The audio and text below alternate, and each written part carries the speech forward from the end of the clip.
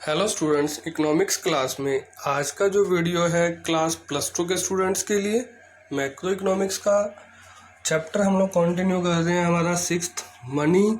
और आज का जो टॉपिक है supply of money M1 measure, कि जो भी जिस भी देश में कोई पैसा सर्कुलेट रहता है, मतलब मनी की जो सप्लाई होती है वो क्या है और उसे मेजर कैसे किया जाता है।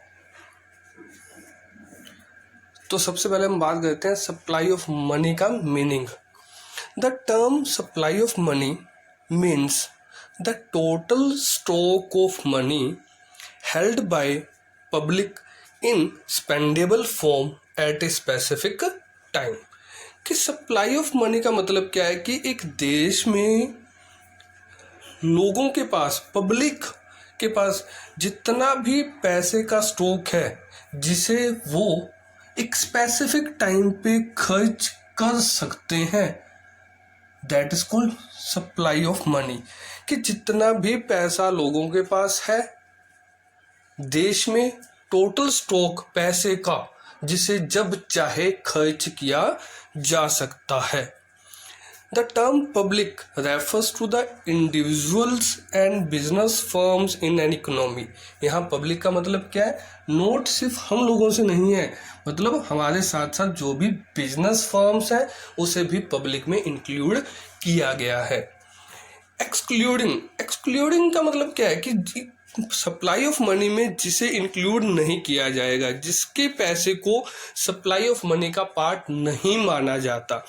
सेंट्रल बैंक के पास जितना भी पैसा है, गवर्नमेंट के पास जितना भी पैसा है, कमर्शियल बैंक्स के पास जो भी पैसा है, वो सप्लाई ऑफ मनी का पार्ट नहीं बनेगा, because they are supplier of money. क्योंकि ये लोग मनी के सप्लायर हैं, मनी को प्रोड्यूस करने वाले हैं। गवर्नमेंट और सेंट्रल बैंक पैसा बनाते हैं। सेंट्रल बैंक 1 रुपए के नोट से ऊपर की जितनी भी करेंसी इंडिया में है वो सारी की सारी RBI बनाता है, छापता है। 1 रुपए का नोट और सिक्के हमारी सरकार बनाती है और कमर्शियल बैंक उधार क्रिएट करता है। तो they are supplier of money, note means supply of money का पार्ट नहीं बनेंगे ये लोग, therefore it can not a part of supply of money. तो सप्लाई ऑफ मनी का मतलब क्या है कि जो पैसा इंडिविजुअल या बिजनेस फर्म्स के पास है एक देश में स्पेसिफिक टाइम पर, जिसे जब चाहे खर्च किया जा सकता है। कि सप्लाई ऑफ मनी को या मनी सप्लाई को मेजर कैसे किया जाता है। In India there are 4 alternative measures of money supply, M1 and M2, M3 and M4। But हम लोग इस वीडियो में बात करने वाले हैं M1 measure of money supply। According to M1 measurement, money supply includes the following components। कि money supply में किन किन चीज़ों को इंक्लूड किया जाएगा। M1 इक्वल टू, पहला पॉइंट है C का मतलब करेंसी। DD का मतलब क्या है? Demand deposits. OD का मतलब क्या है? Other deposits. तो सबसे पहला पॉइंट था currency. It refers to currency held by the public. It includes coins as well as paper notes. जो पैसा हम लोगों के पास है, हार्ड कैश, चाहे वो सिक्के हैं चाहे वो पेपर नोट्स हैं, वो मनी सप्लाई में इंक्लूड होंगे। Second point, demand deposits. It refer to demand deposits of the people with the commercial bank. जो पैसा हम लोगों ने बैंकों में जमा करवाया हुआ है एज ए डिमांड डिपॉजिट, मतलब जिस पैसे को हम जब चाहे निकलवा सकते हैं। These are checkable deposits which can be withdrawn any time, जिसे हम जब चाहे पैसे को निकाल सकते हैं। मतलब डिमांड डिपॉजिट्स, वो डिपॉजिट्स जिसे हम लोग ऑन डिमांड विड्रॉल कर सकते हैं, वो भी मनी सप्लाई का पार्ट बनेंगे। थर्ड पॉइंट है अदर डिपॉजिट्स। अदर डिपॉजिट्स में क्या क्या इंक्लूड होगा?